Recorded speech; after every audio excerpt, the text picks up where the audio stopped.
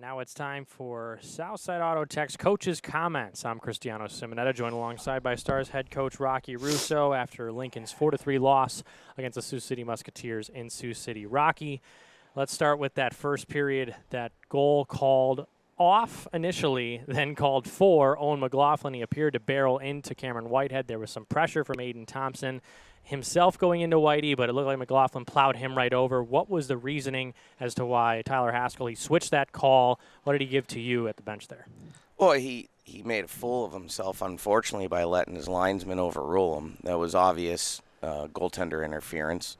There's NHL scouts here in the building texting me at the end of the intermission saying we can't believe that they allowed that goal to count. And you know, it's one of those things where last week, you know, Whitey gets his legs ripped right out from underneath him, and they shoot it into an empty net, and all three referees are blind and not paying attention to what happens. And then today, the referee has a very confident no-goal call, and the linesman goes ahead and overrules him, and he lets it happen. It's actually baffling to me, quite honestly. How frustrating is that? I mean, there's, 4 reviews? No review on that play, but throughout the game there are 3 or 4 reviews where you guys are hacking away and jamming away. The puck's so close along the goal line. Your team played a very good hockey game, but you weren't rewarded. I know you're not a results-driven guy. You're process-driven. So is this a little bit of a victory for the process in which the way you guys played? Yeah, actually, they're not allowed to review that one because it's a goalie interference situation and not a goal or no-goal situation. But you know, the last one they reviewed, it pretty much looked like it was in the net on the board, and I was more concerned with our guys and what we were going to do off the next faceoff, so I never actually got an explanation. But to me, looking at it on the digital board, it certainly looked like it was in the net. But yeah, I thought our process was really good. That's what I just got done telling the guys. We played good hockey tonight, and unfortunately, we got beat to the net a couple times. And that's our responsibility to properly defend. We got beat to the net on the first one, which obviously shouldn't have counted.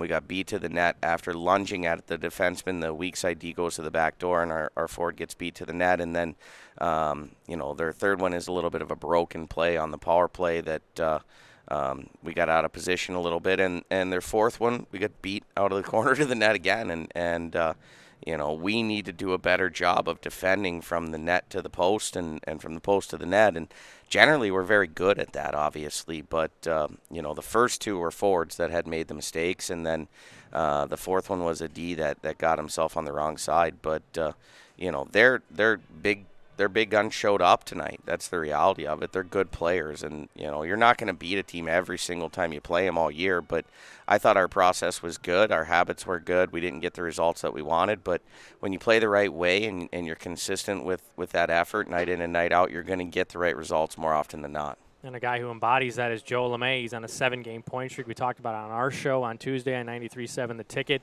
His ability to make plays when it just seems like there's no outlet or no play for him, it just makes it seem so easy. So how fun has it been for you to coach this guy? He has 2 points in the first period. He could have had 4 points tonight, just didn't get rewarded later. Man, is he special, and he's just getting better game in and game out, and little under the weather. He's got a cold, and a lot of our guys are under the weather. We had the flu run through our locker room this week, and there's a couple guys playing that didn't practice once all week. So even more impressed with the way those guys were able to rally and come out and play well. But Joe's just such a special, poised player. He makes good decisions with the puck. He defends well. He creates offense.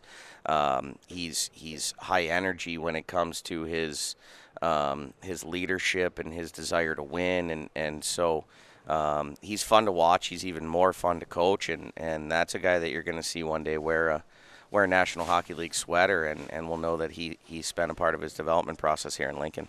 One last question for you, Rocky. You face Sioux Falls tomorrow night at the Icebox. You've had a couple outings against Sioux Falls where you really didn't have the right start and you fell on the wrong side of the coin there in Sioux Falls. What are you expecting from a hungry team? Again, they lost tonight against Waterloo 4-1. They're coming in tomorrow against you guys at the Icebox. I know you guys are going to have chips on your shoulders too.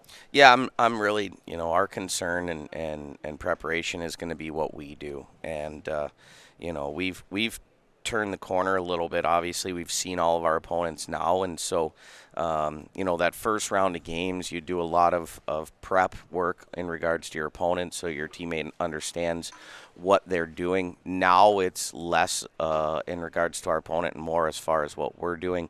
We're certainly still watching their games, see if anything has changed, and most of the coaches in this league do change. This particular coach doesn't change very much. He runs the goalie every single game, and we're just used to that now. But tomorrow we expect them to come out with a nice effort, but we're going to be a little angry after not getting the results we wanted tonight, and I'm sure we're going to play hungry, and obviously we always play with that little extra juice when we're in the icebox. Rocky, thanks for your time. We'll see you tomorrow. Thank you.